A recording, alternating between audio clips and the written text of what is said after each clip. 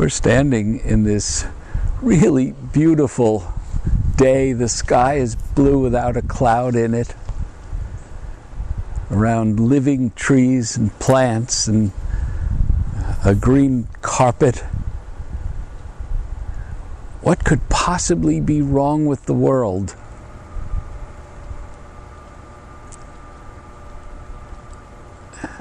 And I'm not going to speak about what's wrong or what's right. That which divides us we hear every day. What I want to talk about is human consciousness. We don't really know what human consciousness is. We know what thought is, we know the way the brain works, or at least part of it. But we really don't understand, because we can't fully understand what is human consciousness. So I'm just going to toss out some ideas, some thoughts. You know, all of the trees are connected in a web.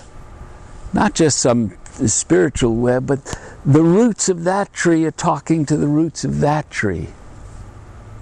They're communicating. They're connected.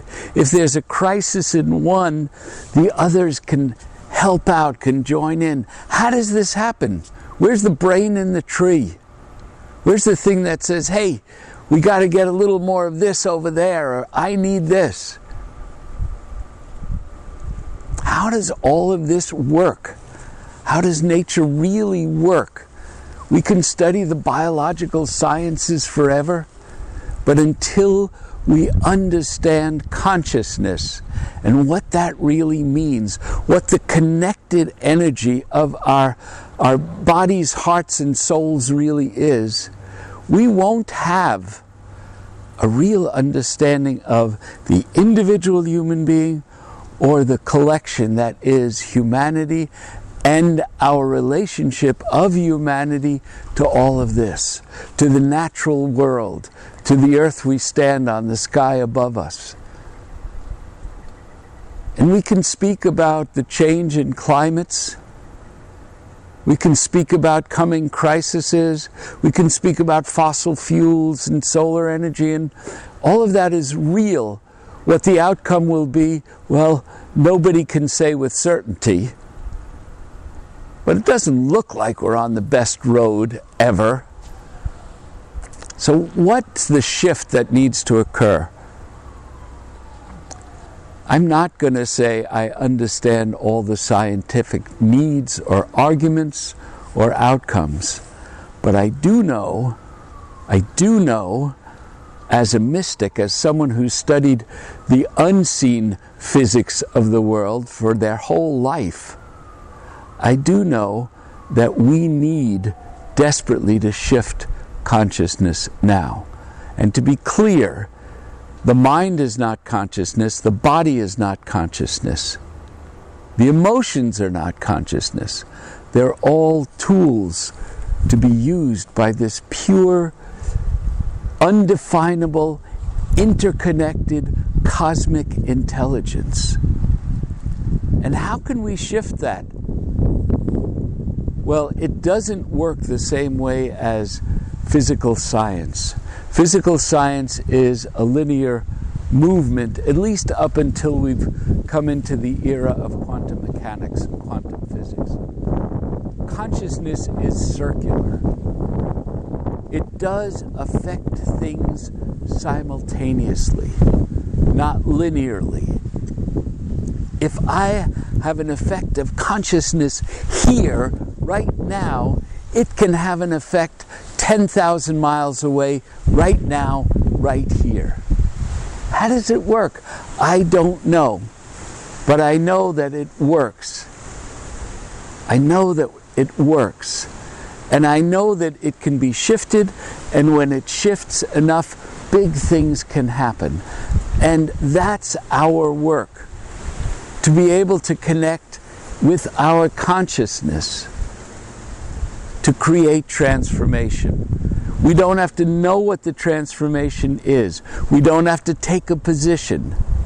We don't have to argue about right and wrong and the right way and the wrong way. We don't have to create more division. What we need to do is touch this force that is beyond the comprehension of our mind and yet is in every human being and affects all of nature. And if we can do that, if we really can touch consciousness, 1 or 2 people, 10 people, 100 people, 1,000 people, well, the world can change. It's not a matter of the 100th monkey. You know, the idea that, when the quanta is enough, there'll be a shift. The shift can occur in one person and it can affect the world. Today we have, I don't know how many billion Christians and Buddhists on the planet, Muslims on the planet, usually from one woman or man, had a shift of consciousness. And it was so profound that the waves of that shift have affected the future of our planet here. Well, now we really need a major wave, a major shift. And the idea that we sit here and say, well, the world is going to hell and there's climate change and we're not going to be here, all of that might be true, but that doesn't get us to really do anything. You know, I was just looking at the results of the World Economic Forum at Davos. And it was great. It was great to hear people talking about it, and business leaders, and what's the other side? Well, the bottom line is too much, and maybe it really isn't as bad. It's just more division. What can unite us? The one thing that is not divisible, which is consciousness. And so what we ought to be teaching our children in school is consciousness. What we ought to be teaching each other is consciousness. You say, how can we teach what we don't know? Little by little, we can grasp little bits here and little bits there. And remember, one person shifting consciousness can shift everybody's consciousness. And this is what we need to remember. And this is our hope for the future. This is our real genius as human beings. The genius to touch consciousness, which will touch the heart, the feeling of human beings. And things will change, and they can change quickly. Very, very quickly. The world is not all physical. The world is physical. The world is also non-physical, or consciousness. Shift consciousness, and we'll shift the physical world. As above, so below. As below, so above. All of that says one thing. It's a circle. It's a circle. And we've got to jump into the circle. If we stay on the line, we're going to not fulfill our destiny.